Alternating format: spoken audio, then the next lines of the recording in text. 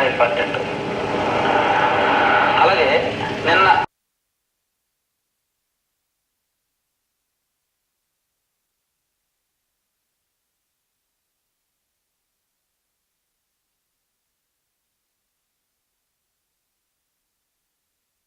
సమస్యలు పరిష్కరించేంత వరకు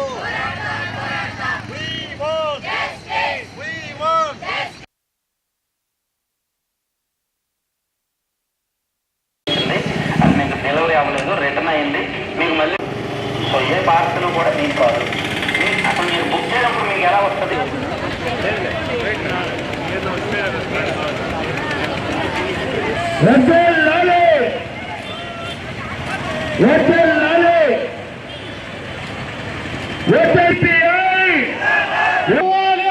పేదలందరికీ సాగు భూములు ఇవ్వాలి, అర్హులైన పేదలందరికీ సాగు భూములు ఇవ్వాలి, అర్హులైన పేదలందరికీ 2 సెంట్లు ఇంటి స్థలాలు ఎన్నికల హామీలో భాగంగా 2 సెంట్లు ఇంటి స్థలాలు ఇవ్వాలి. కూటమి ప్రభుత్వం ఎన్నికల హామీలో భాగంగా 2 సెంట్లు ఇంటి స్థలాలు ఇవ్వాలి. కూటమి ప్రభుత్వం ఎన్నికల హామీలో భాగంగా అందరికీ 2 సెంట్లు ఇంటి స్థలాలు ఇవ్వాలి.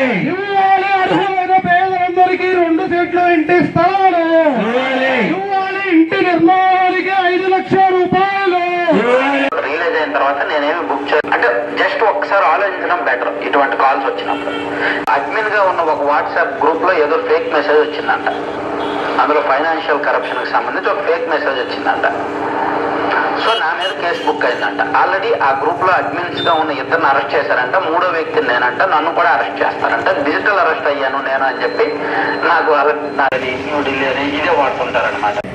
నేను కాల్ చేసి నన్ను ఏమడి గారి కాల్ చేస్తున్నాము, మీరు 2015లో ఒక పాలసీ తీసుకున్నారు, జస్ట్ ఒక ప్రీమియం మాత్రమే చాలా ఉన్నాయి, అలా వదిలేస్తే కూడా నా దాంట్లో 75% మంది ఉంటారంటే ఎవరో వస్తారు.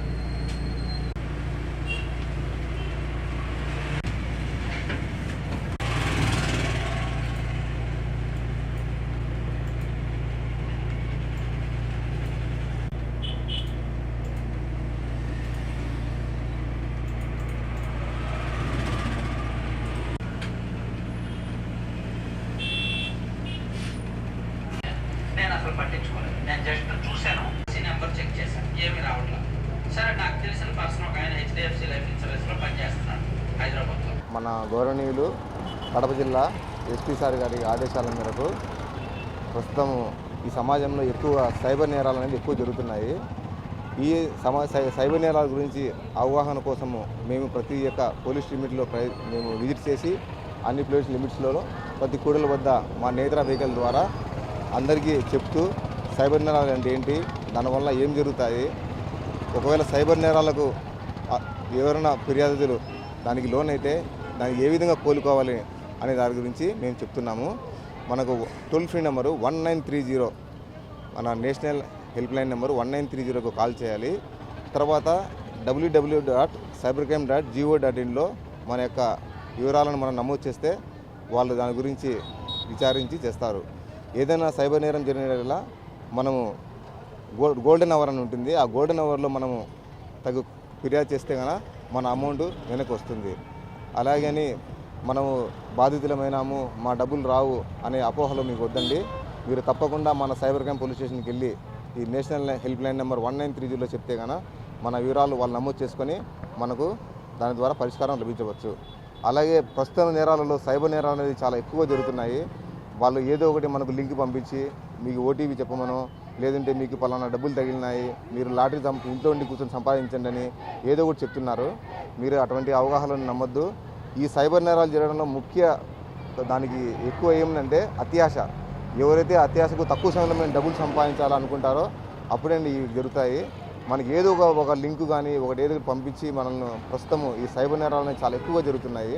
మన గౌరవనీయులు ఎస్పీ గారి ఆదేశాల మేరకు మేము ప్రతి కూడల వద్ద మేము చెప్తూ అందరికీ అవగాహన కల్పిస్తున్నాము. ఇది చాలా మంచి పని. ప్రస్తుతంలో ఎవరు కూడా ఏం జరుగుతున్నది కూడా ఊహించని పరిస్థితిలో ఉన్నారు. మీ అకౌంట్లో అమౌంట్ 5 రూపాయలు కట్టైనా కూడా ఎందుకు కట్ అయింది ఏమి అనేది కూడా వాళ్ళు పట్టించుకున్న పరిస్థితిలో ఉన్నారు.